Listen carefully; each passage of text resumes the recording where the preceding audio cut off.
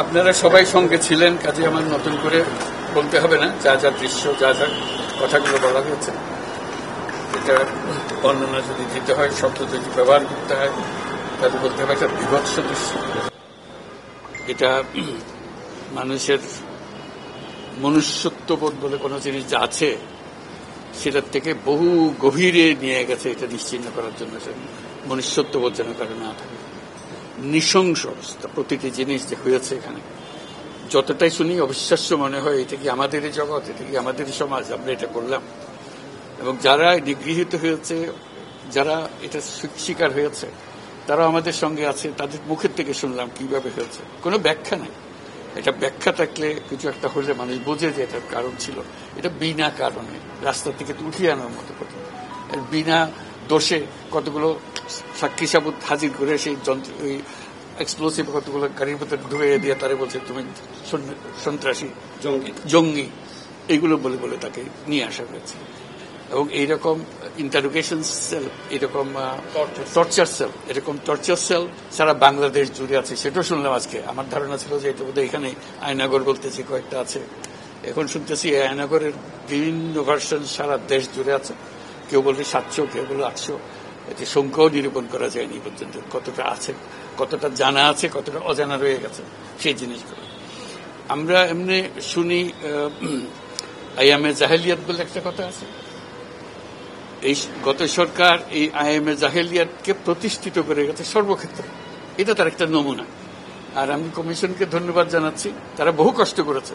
অন্যান্য কমিশন তো তারা করেছে, অন্তত তারা নিজেদের ঘরে বসে করতে পেরেছে। এদেরকে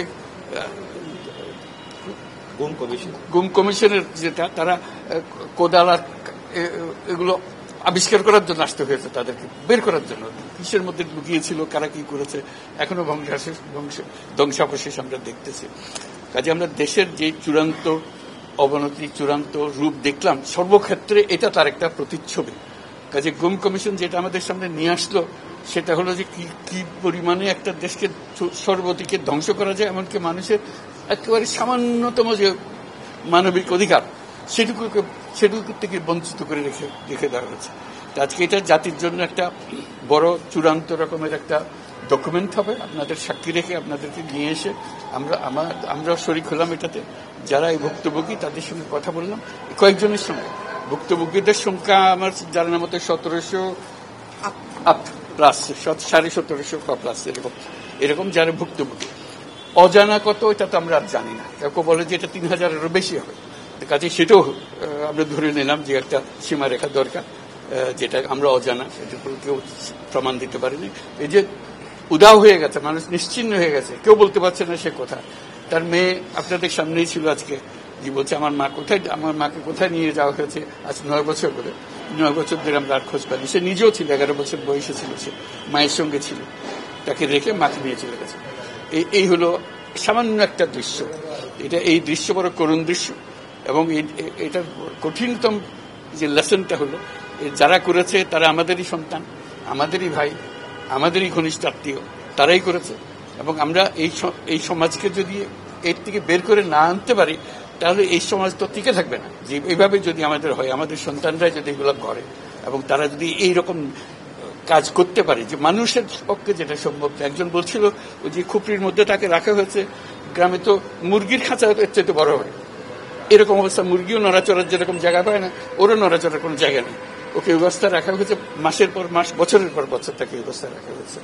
এটা মানুষের সামনে এখন বিচার রইল, কিভাবে আমরা আবার নতুন করে সমাজ গড়তে পারি, যাতে করে আমরা এই যে এটা আমাদের সবারই অপরাধ, যেটা হতে দিয়েছি আমরা দেশে। আজকে আমরা মুক্ত হলাম, সে মুক্ত বাংলাদেশে আমরা যেন নতুন করে আবার সমাজ করতে পারি, এটার থেকে একেবারে অতি দূরে যেন আমরা চলে যেতে পারি।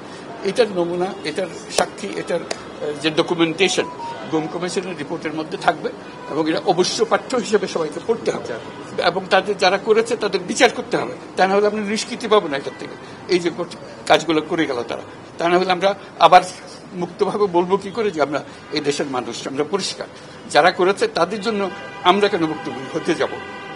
তাদেরকে সে বিচার করবো, জনসাধারণ বলবো যে হ্যাঁ এটা উচিত বিচার হয়েছে, তখন আমরা এটার থেকে মুক্তি পাবো। সেটাই হলো আমাদের আবেদন দেশের সবার কাছে, এই বিচারটা যেন আমরা করে ফেলতে পারি।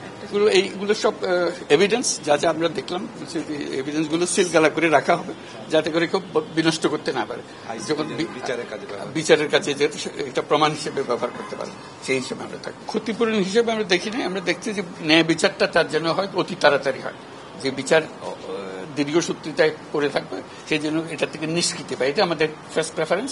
তারপর দেখা যাবে তাদের কি করা যেতে পারে। তার জীবনটা ফিরিয়ে দিতে পারবো না যে জীবনের মাধ্যমে সে গেছে, অন্তত দেখলে মনে সান্ত্বনা হবে। আমি জায়গাটা দেখে এসেছি।